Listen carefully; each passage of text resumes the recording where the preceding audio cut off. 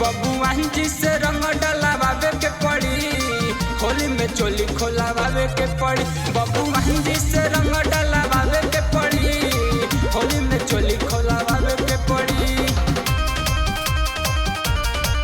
बबुआन जी से रंग डलावे के पड़ी,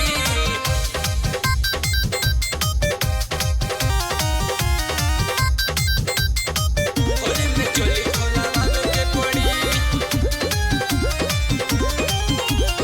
ले पानी लाला का हो डालब हिला के, चोली के ऊपर से नीचे सटा के। अशोक के फगुआ बना तो रंगीन हो, सबके देखा तो तू भीतर के सीन हो, सबके देखा तो तू भीतर के सीन हो। ले पानी लाला का हो डालब हिला के, चोली के ऊपर से नीचे सटा के। अशोक के फगुआ बना तो रंगीन हो, सबके देखा तो तू भीतर के सीन हो।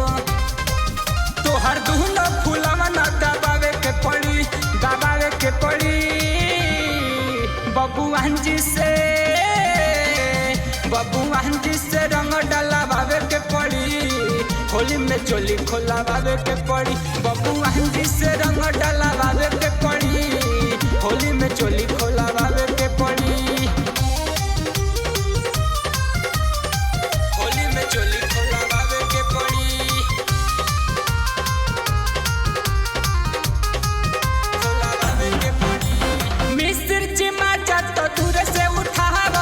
सात कलर सात जगह लगावस, सहती बारी पहुंचा सहारा।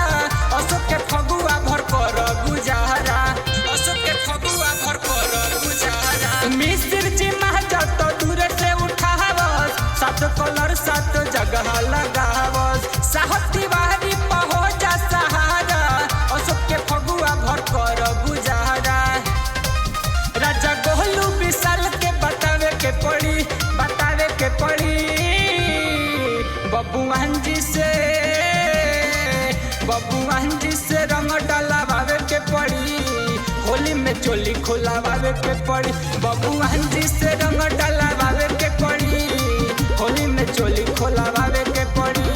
पांडे जी डलले त पड़ी गइल हलका, डूबे जी डलले त भरल न खलका। लगता कि मोहरा मरावे के पड़ी, मरावे के पड़ी। बबुआन जी से